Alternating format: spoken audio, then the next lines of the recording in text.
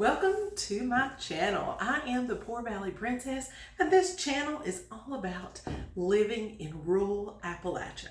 You're going to find things that we find commonplace here that may not be so commonplace in other areas around the United States. So join me as we look at traditions and cultures that are familiar to us here in the Appalachian Mountains. So today we're going to be waterglassing eggs. This is a method of preserving eggs to make them shelf stable for about a year using pickling lime, also known as sodium hydroxide.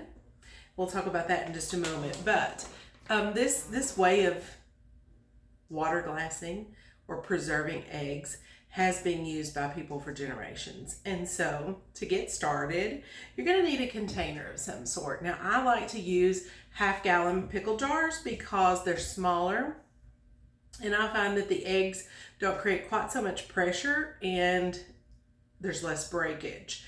If you choose to use one of the larger food buckets, the food grade buckets, sure, you can layer more eggs in, but you also have a greater chance of having some breakage within that. So today I'm going to be using the half-gallon pickle jar, and so I've already gotten us started.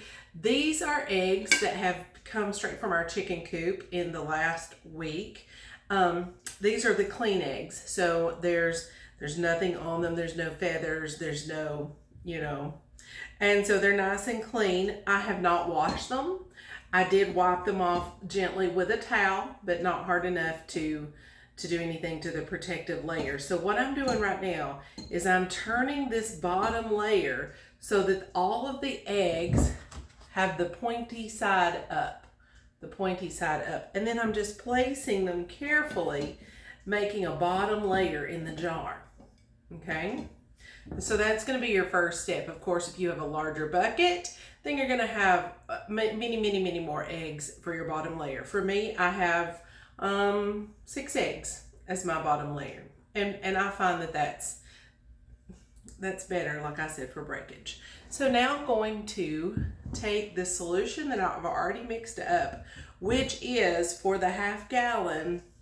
Let's see, I needed 2 ounces of the pickling lime or the calcium hydroxide, it probably is pickling lime, 2 ounces for every half-gallon of water. So I went ahead and mixed this up because this stuff is potent. So you need to wear a mask while you're getting it out. You need to wear gloves. Don't let it touch your skin, and don't breathe it in. Be very careful when you're doing that. All right, so I've got my 2 ounces of lime already mixed with my tepid water. It's not hot, but it is tepid enough to kind of dissolve it. It really never dissolves completely, but it does incorporate some. So now I'm just going to very gently pour enough to just cover that first layer of eggs. Now, if this is all the eggs I had presently, I could stop right here. I could cover up my jar. I could place it in a cool, dark place, and I could be finished until I get more eggs. But if you're like me, you do have several more, you can just go ahead, make sure you have the pointy side of the egg up, and you can very gently place another layer, trying not to touch that water, or wear gloves if you think you might be touching the water. You don't want to get that lime on your hands. And so go ahead and place, making sure you've got clean eggs, and you're placing them strategically so that they don't move around too much. Just keep placing them, kind of like working a Tetris puzzle, until you run out of eggs, or until it is as full as you wish it to be.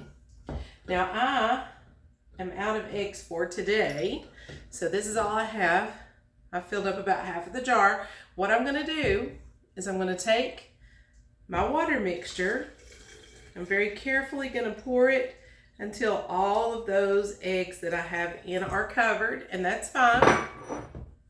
And then I can just place these, like I said, in a dark, cool place. And when I get more eggs tomorrow, I can go ahead and fill that up some more, all the way to the top. Once I have that done, I just leave the lid very loosely on the top. I store it in the back of one of my cabinets that I don't open very often. And they're fine there. They're shelf stable there. Now, I thought you might be interested in seeing some water glassed eggs from last year. Now, these have been done a little over a year. And so I'm going to pour off a little bit of the solution and crack open a couple of these so you can see what they look like after a year of storage. I find that they are great to use in baking or in something like that. I don't care for them scrambled. You can totally scramble them and eat them that way or fry them. I personally just like to use them incorporated in my biscuits or a cake or something that I'm baking that way. But you can crack these babies and scramble them. Ugh, just squirt it all over me. Okay, so the shell is still nice and hard. I'm not seeing any thinness that's happened to the shell, but you saw as I cracked that, the yolk becomes extremely thin. And I'll hold this up so you can see it. Extremely, extremely thin. Let me get it closer so you can really see that. The yolk becomes extremely thin. Other than that, still smells good, still looks good, but it is thin.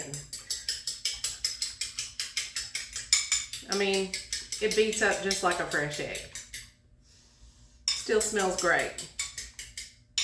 Let me try a couple more so you can see another consistency. If I can grab one out of here. The reason why I am rinsing them off is they do have that, they've been sitting in that lime solution for a year, and I don't want that all over me. So I rinse them off very well first. Here we go. And again, that yolk just pours out. The consistency of the egg is much, much different. The color, again, you may find a little bit of darkness, but as we all know, the eggs smell terrible when they rot. So it's very thin consistency, but I could use this in a baking and it would be just fine.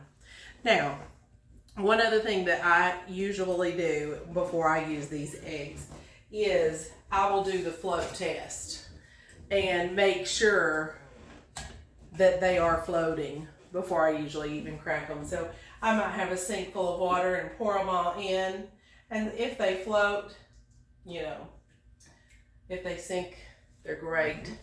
And so thank you for joining us today on this water glassing journey. It's something that you have to be careful with.